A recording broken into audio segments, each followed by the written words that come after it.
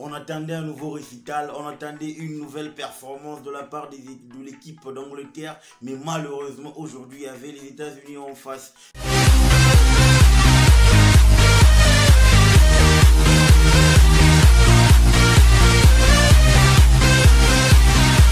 Chose qui n'a pas eu lieu parce que les Américains nous ont sorti un match d'anthologie, même s'il n'y a pas eu but, mais il y a eu quand même un match d'intensité impeccable. Salut les gars, bienvenue dans le temple du spectacle. Allez, c'est parti. Les gars, je le disais, j'étais en train de le dire, États-Unis-Angleterre, ça a toujours été une rencontre où il n'y a pas de favoris. Il n'y a pas de favoris. En 2010, pareil. En 1950, pareil. Et jusqu'à présent, les Three Lions, pour une petite histoire, ils n'ont jamais réussi à battre leurs petits frères qui sont les États-Unis. Oui, aujourd'hui, on l'a vu. Face aux États-Unis, face à Christian Pulisic, face à l'équipe de Giovanni Reina, face à l'équipe de Timothy Weah, toute cette pléiade de l'équipe d'Angleterre, toute cette pléiade de stars de l'équipe d'Angleterre n'ont jamais réussi à pénétrer cette défense, à mettre en mal cette défense, à essayer de pouvoir, n'est-ce pas, contrecarrer cette équipe des États-Unis. Question de mettre dans de très bonnes conditions ces attaquants. Aujourd'hui, ce qu'on a vu, c'était un match, un bon 0-0. Un bon 0-0 digne d'un match de la Coupe du Monde. On ne s'est pas ennuyé, je ne suis pas ennuyé. J'ai regardé le match et éternellement satisfait par rapport à la performance que nous a produit l'équipe. Ouais, c'est ce que j'ai retenu. Bon, on va voir ce que nous a concocté. D'une part, Gerard Berhalter, et de l'autre côté, Gareth Southgate. Commençons par l'équipe des États-Unis. Ils ont commencé avec Matt Turner, le gardien d'Arsenal, Serginho Dest, Walker Zimmerman, Tyler Adams, Anthony Robinson, Yunus Moussa, Weston McKennie, Christian Pulisic, Tim Ream, Haji Wright, Timothy Weah. Tout va bien. Qu'on voit ce que Southgate a préparé de l'autre côté.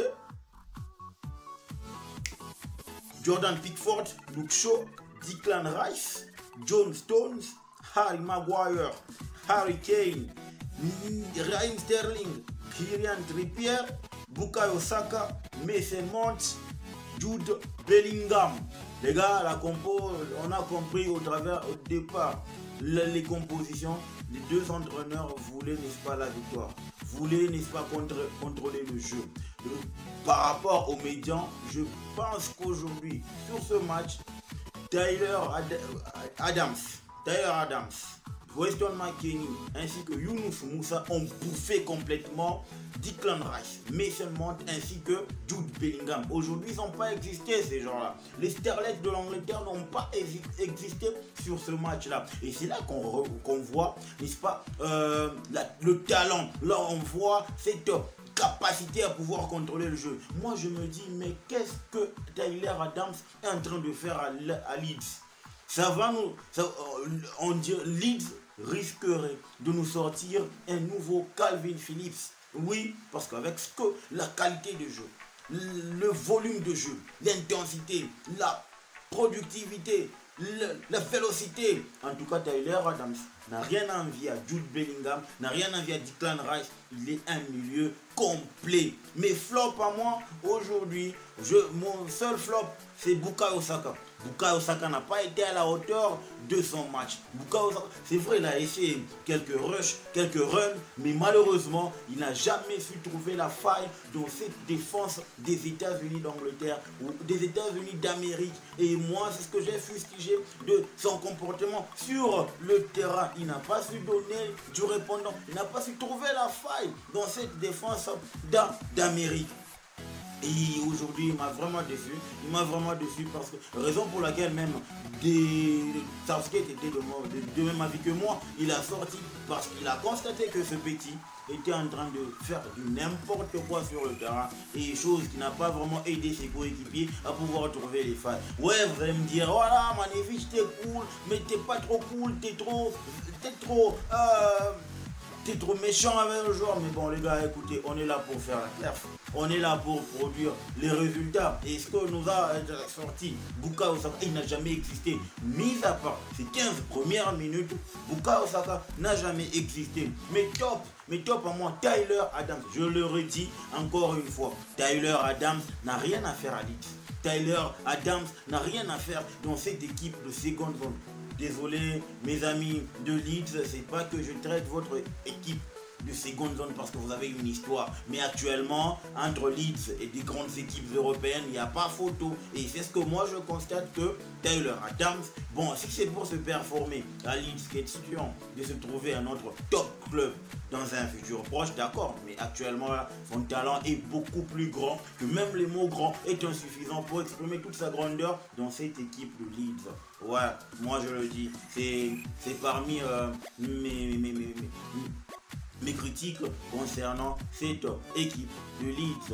Tyler Adams, il a été topissime durant toute la rencontre. Il a bouffé le milieu, il a bouffé Declan, Jude Bellingham et Mason Mount. Il a vraiment été véloce, été costaud au milieu de terrain. Younous Moussa, pareil, top performance de sa part, ainsi que le gars de Weston de la Juve, Weston McKennie. Non mais sérieux, mais ils ont été malchanceux ces gens. Ils ont été malchanceux les Américains. Sinon, sur cette rencontre-là, les Anglais n'ont jamais existé.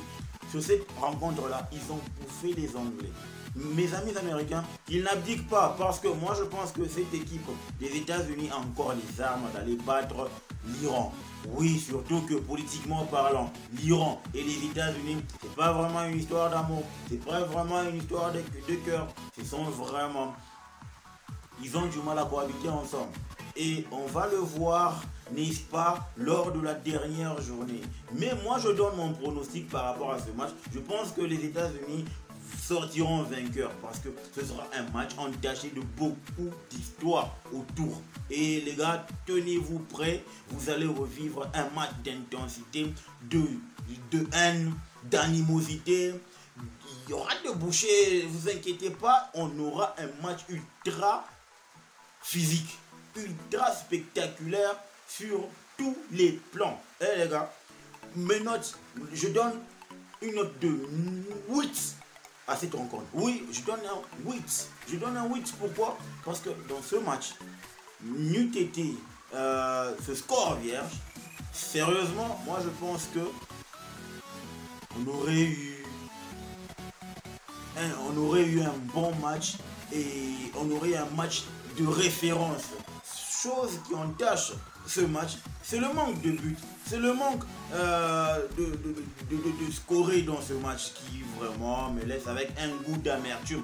Et j'ai vraiment pas aimé que ce match puisse se solder sur ce score nul et vierge de 0-0.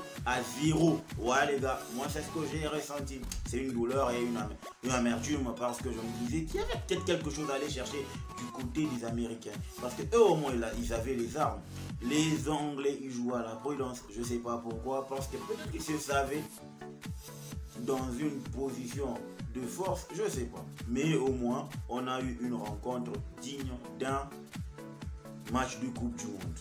Mais notamment mon man of the match, j'ai hésité pendant plus de minutes, mais pour moi mon man of the match, je l'aurais donné à Christian Pulisic au vu de l'effort qu'il a fourni, au vu des courses, de l'intensité, de l'impact sur le terrain. Mais je pense bien que sur ce match là on va être d'accord les gars, on va être d'accord. Tyler Adams bouffe tout. Tyler Adams, c'est un grand au-dessus. Il a bouffé, n'est-ce pas, le leadership, la qualité, l'intensité, l'intelligence du jeu durant cette rencontre. Il a mis à mal tout le milieu de l'équipe d'Angleterre. Et c'est ce qui rend ce joueur spécial. On l'a pas les gars ne l'ont pas encore découvert. Moi je l'ai vu à Leipzig. Ce gars c'est un monstre au milieu. Il n'a rien à envier à des grands attaques, de grands milieux. Il est encore jeune, il va performer encore et encore. Question d'être un top player. Les gars, dites-moi ce que vous en pensez en commentaire. N'oubliez pas de liker, de vous abonner de remplir l'arena. Soyons tous des témoins dans cette arène. Ciao, le football mérite d'être vécu.